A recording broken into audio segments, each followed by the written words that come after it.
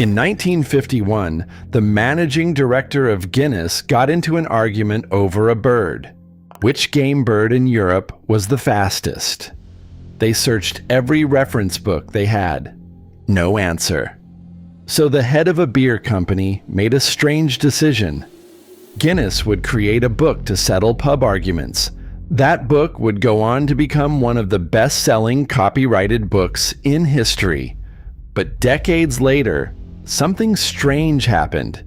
The beer company that created the book no longer owned it. So how did a brewery accidentally create one of the most famous books in the world? To understand that, we have to go back nearly 300 years. In 1759, Arthur Guinness signs a lease for a rundown brewery at St. James's Gate in Dublin. The lease lasts 9,000 years. It sounds absurd, but it reveals how Arthur thought. He wasn't planning for a quick win. He was thinking in generations. While other brewers chased trends, Arthur focused on discipline, consistency, process, quality. Guinness leaned into porter, a dark beer that was cheaper to make, easier to transport, and more stable than lighter beers. Over time, this gave Guinness an edge. The beer traveled well. The taste stayed the same.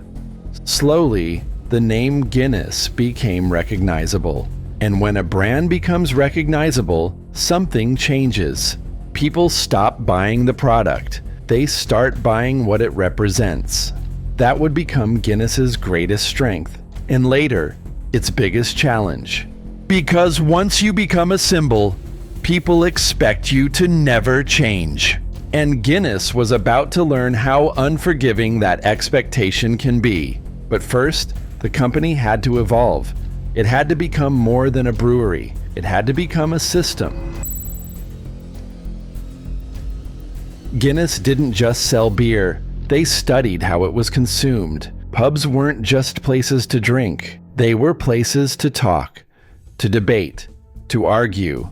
And the longer people stayed, the more they ordered. So Guinness shaped the experience around the pint. They trained bartenders. They standardized the pour. They focused on reliability. If you walked into a crowded pub and didn't want to think, you ordered Guinness. That trust became a moat, but it also created a problem. Once everyone knows your name, how do you keep growing? How do you stay emotionally relevant without shouting louder than everyone else? That question lingered for decades, until Sir Hugh Beaver's hunting trip gave Guinness an unexpected answer. Because Beaver didn't just see trivia, he saw a pattern. People loved arguing. They loved proving they were right. And they loved doing it in pubs. And that insight would lead Guinness to accidentally create something far bigger than beer. Beaver's idea was simple.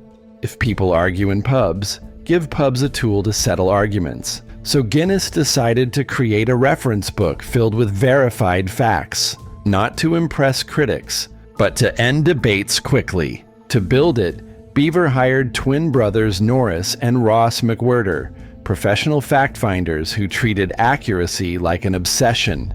And because Guinness understood pubs, the book was designed to survive them. Some early copies were even made beer-proof.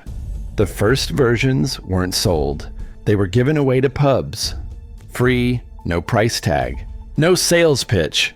But something unexpected happened. People didn't just read the book.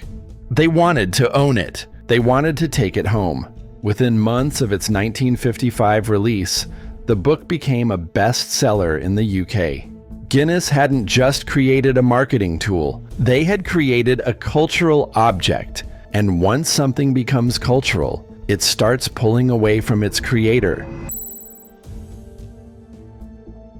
The book worked because it didn't feel like advertising. It felt neutral, authoritative, fun, a referee for human arguments. Every year brought a new edition. It became a holiday gift, a school library staple, a book everyone recognized. Over time, it became one of the best-selling copyrighted books in history. Now, Guinness had two powerful assets: a beer with deep identity and a globally famous book carrying the Guinness name. From the outside, this looked unbeatable, but inside the business, it created tension because the book was becoming entertainment and the brewery was becoming corporate. Guinness wasn't just competing with other beers anymore. It was stepping into the world of global alcohol empires, and that meant mergers. By the 1980s, the drinks industry had changed. Scale mattered more than tradition. Distribution mattered more than craft. Guinness plc began acquiring spirits companies to expand beyond beer. Whiskey brands, distilleries, portfolios. Then came the defining move. In 1986, Guinness acquired the Distillers Company. At that moment, Guinness stopped being just a brewery. It became a corporate machine. From the outside, the brand looked stronger. Inside, it was heavier. Big companies move slower. Decisions take longer. Culture thins out. At the same time, Guinness World Records was becoming something else entirely. A media brand, an entertainment franchise, a global authority on the most. Two brands, same name, different futures, and eventually they could no longer move together. In 1997, Guinness plc merged with Grand Metropolitan. The result was Diageo. From the outside, the Guinness name stayed the same, but internally, everything changed. Guinness was now one brand inside a massive drinks portfolio. Decisions were driven by strategy, by margins, by global fit, and Guinness World Records no longer fit. It wasn't beer, it wasn't spirits, it didn't belong in a drinks empire. So Diageo made a clean decision. In 2001, Diageo sold Guinness World Records.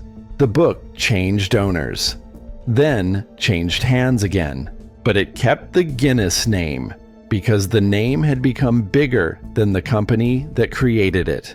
The marketing tool had outgrown its original purpose. Guinness beer survived without the book. The book survived without the beer. Same name, same origin, different paths, and most people never realize they're no longer connected. Guinness began as a long, patient bet on consistency. Over time, it became more than a beer. It became a symbol, and almost by accident, it created something even bigger. A book that turned everyday pub arguments into a global ritual. As Guinness grew, merged, and transformed into part of a massive drinks empire, that book outgrew its original purpose. Today, it still carries the Guinness name, even though it no longer belongs to the company that created it. And Guinness wasn't the only company to figure this out.